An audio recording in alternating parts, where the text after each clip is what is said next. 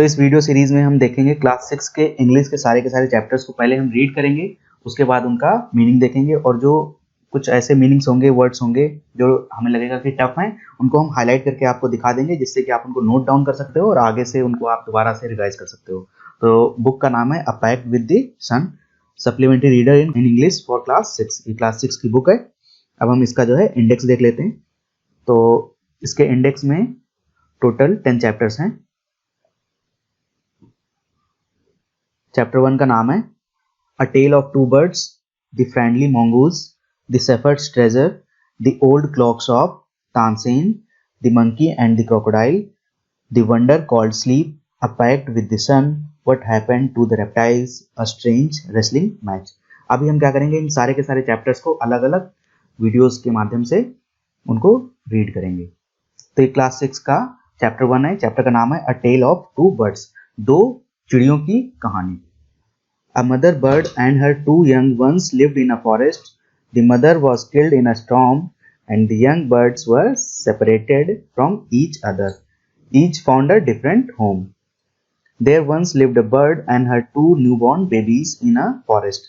They had a nest in a tall, shady tree, and there the mother bird took care of her little ones day and night. One day there was a big storm. There was thunder, lightning, and rain, and the wind blew down many trees. The tall tree in which the birds lived also came down. A big heavy branch hit the nest and killed the bird.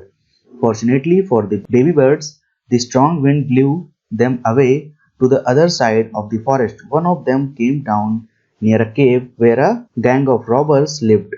The other landed outside a rishi's ashram a little distance away.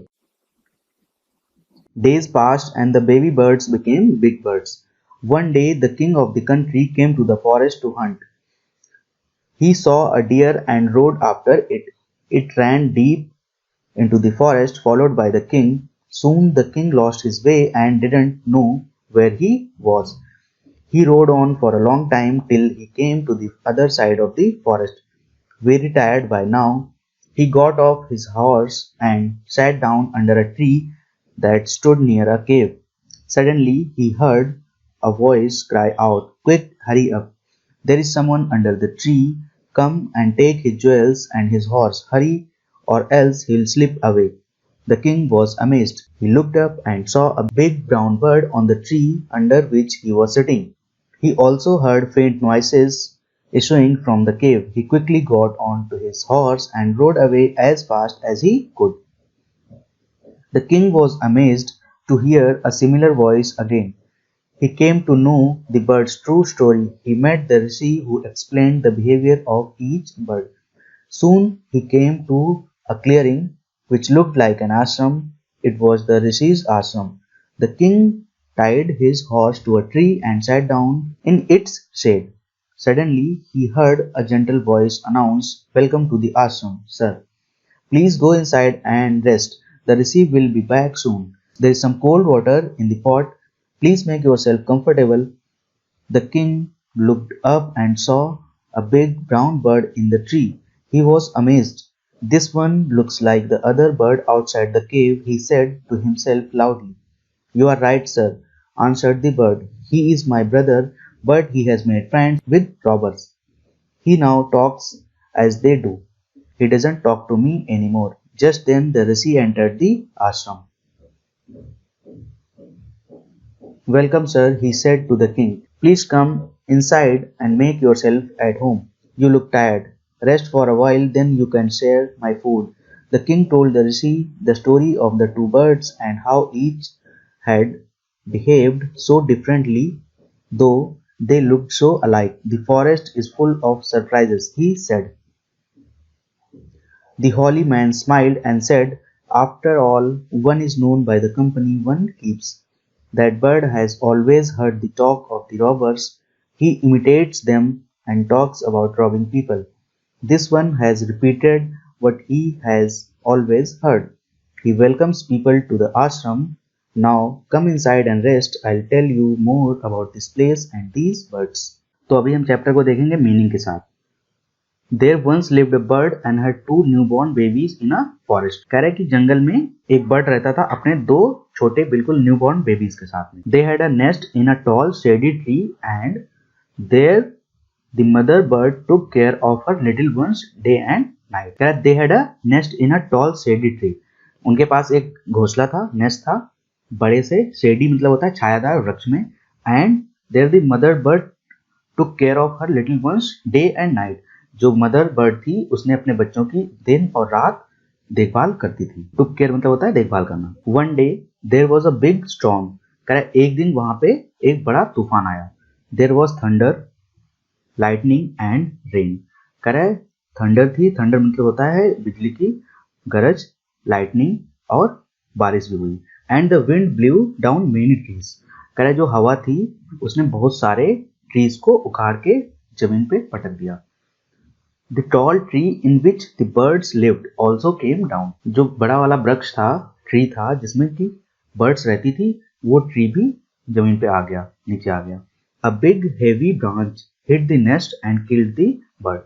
कह एक बड़ी branch जो थी उसने जो घोंसला था उसको हिट कर दिया, उसके ऊपर गिर गया और उसने जो बर्ड थी उसको मार दिया. Fortunately for the baby birds, the strong wind blew them away to the other side of the forest. Fortunately means होता है भाग्यवश.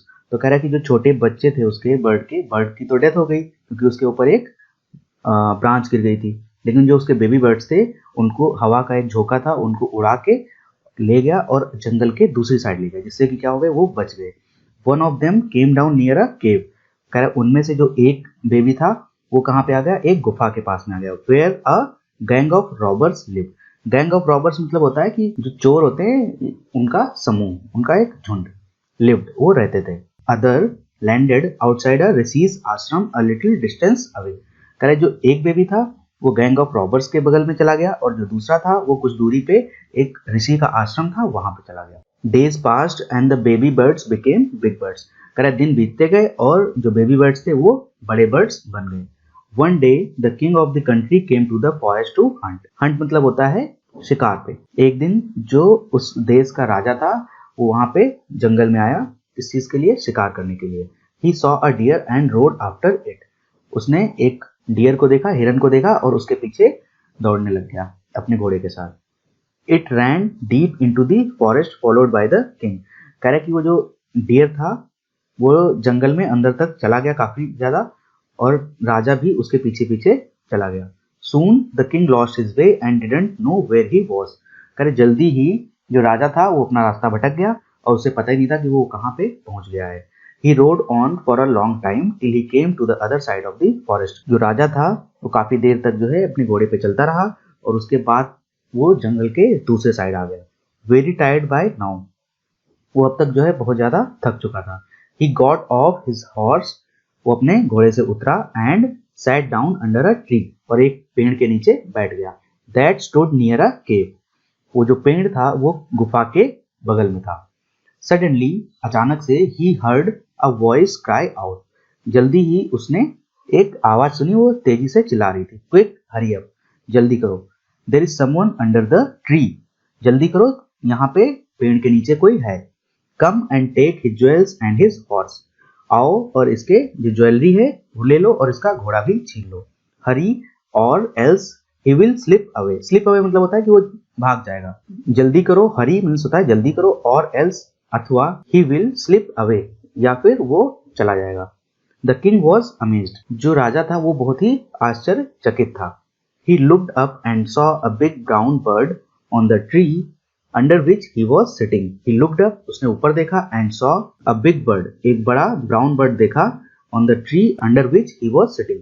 जिस पेड़ के नीचे वो बैठा था उसके ऊपर देखता है तो देखता है कि एक बड़ा सा ब्राउन सा बर्ड उस पे बैठा हुआ है. He also heard faint noises issuing from the cave. उसने जो है केव से आवाजें भी सुनी, लोगों की जो बात करने की आ रही थी. He quickly got on to his horse and rode away as fast as he could. वो जल्दी से अपने घोड़े पर बैठा और जितनी जल्दी भाग सकता था वहां से भाग गया. Soon he came to a clearing which looked like an ashram.